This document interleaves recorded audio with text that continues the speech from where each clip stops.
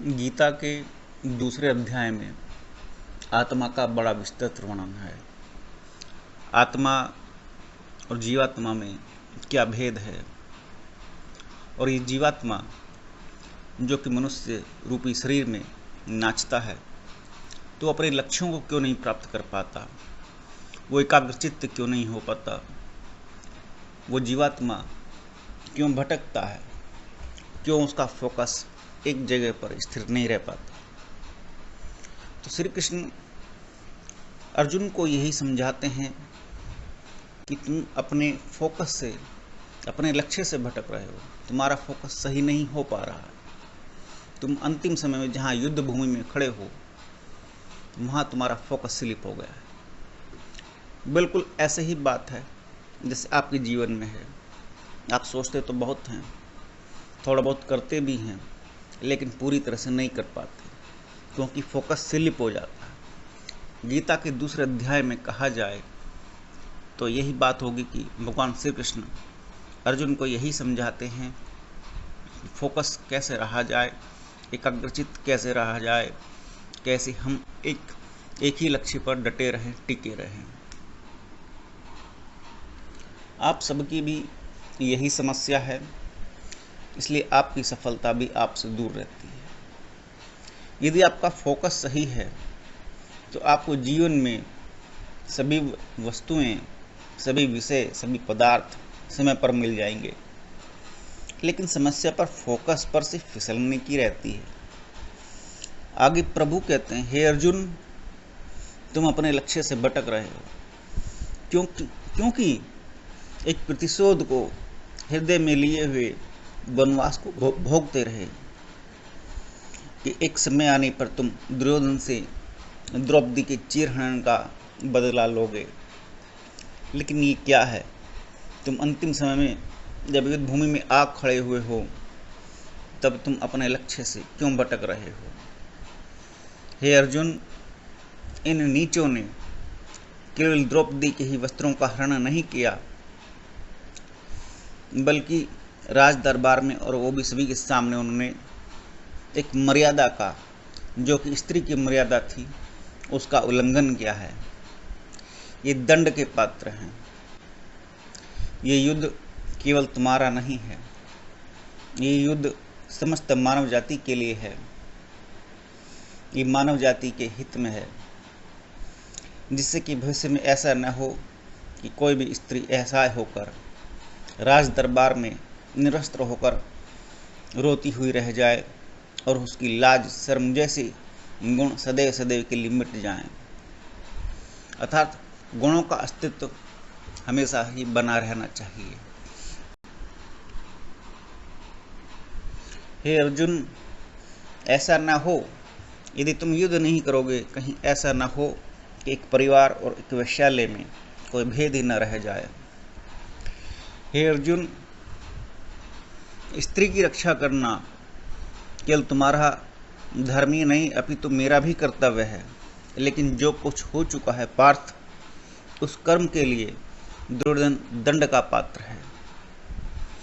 दुर्योधन दंड का पात्र है और उसको दंडित करने के लिए तुम बंधे हुए हो, क्योंकि तुमने द्रौपदी को वचन दिया है। क्या तुम अपने वचनों को भूल गए हो? जो अपने वचन से मुकर जाता है वह क्षत्रिय नहीं हो सकता, और तुम क्षत्रिय होकर इन पापियों को देखकर शोक मनाते हो। पंडितों के से वचन कहते हो कि यही तुम्हारे बंधु बांधव हैं। नहीं पार्थ, ऐसा नहीं है। सत्य तो यह है कि तुम्हारी बुद्धि स्मृति और मोह से भ्रांत हो गई है। तुम मोह के गर्त में गिर चुके हो, तभी तो तुम सत्य को नहीं जान पा रहे हो। ये बड़ी गहरी और गूढ़ बात कही प्रभु ने, क्योंकि मोह के गर्त में जा कर के, अर्थात इमोशंस के वेव में जा कर के, इमोशंस जब आपके ऊपर हावी हो जाती हैं तब आप अपने लक्ष्य को भूल जाते हो। लेकिन यहाँ इसका नाम मोह कहा गया है।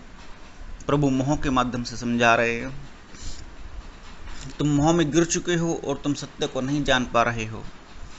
जब मनुष्य मोहवश कोई कार्य करता है तब उसे भले और बुरे का कोई ज्ञान नहीं रहता।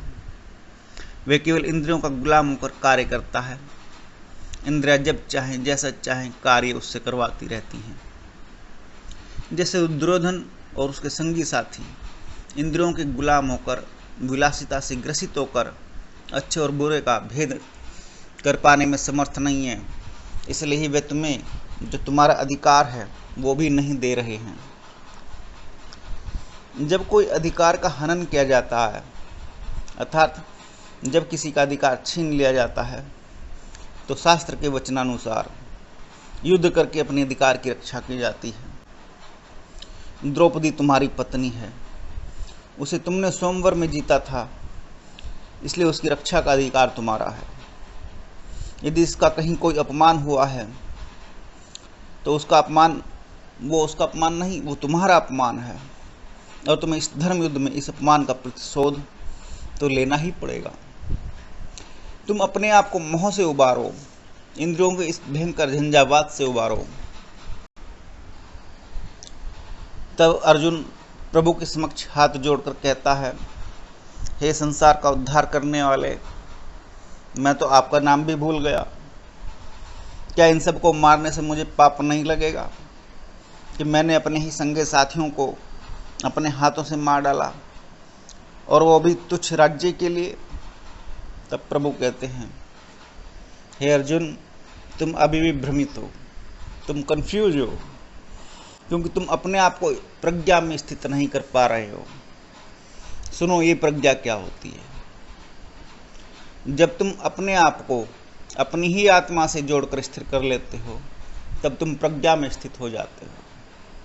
इस बात का मर्म हर कोई नहीं समझ सकता, लेकिन इसको सरल शब्दों में कहें तो इस प्रकार से कह सकते हैं, जब तुम कोई भी ऐसा काम करते हो जिसमें तुम लीन हो जाते हो, और बाद में उस कार्य को पूरा कर लेने के उपरांत तुम अपने आप को संसार के बीच में पाते हो, यानी जिस काम को करने में तुम्हें आनंद और सुकून की प्राप्ति होती है, वहीं तुम प्रज्ञा में स्थित हो जाते हो। लेकिन लीन मात्र हो जाना ही प्रज्ञा नहीं है।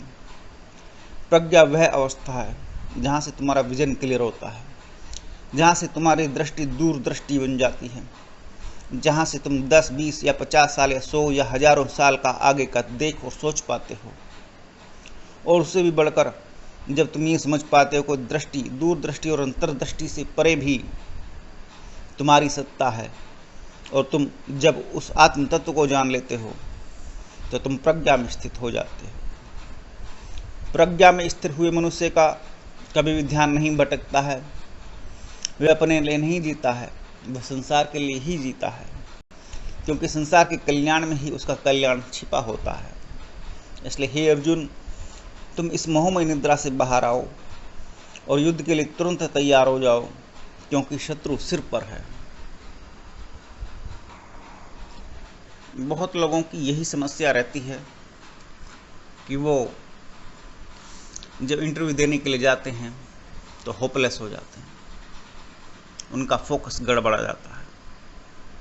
बहुत से बच्चों की भी समस्या रहती है, जब परीक्षा देने जाते हैं, एग्जाम के लिए जाते हैं, पूरे साल भर का याद किया हुआ तैयारी सब गड़बड़ा जाती है, भूल जाते हैं, होपलेस हो जाते हैं।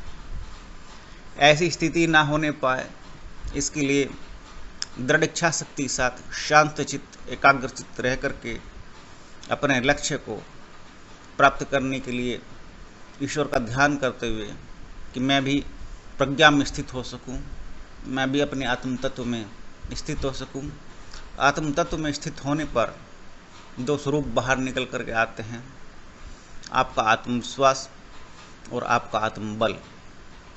ये दोनों आपको अपने आप से परिपूर्ण बनाते हैं, और इनकी पूर्णता आपका आत्मबल बढ़ा देती है, आपका संबल बढ़ जाता है, और प्रभु के साथ आपकी अनुभूति जब बढ़ती है तो आपका लक्ष्य अपने आप ही सुनिश्चित हो जाता है, और आप हंसते हुए प्रसन्नता के साथ अपना इंटरव्यू या अपना परीक्षा दे पाते हैं। धन्यवाद।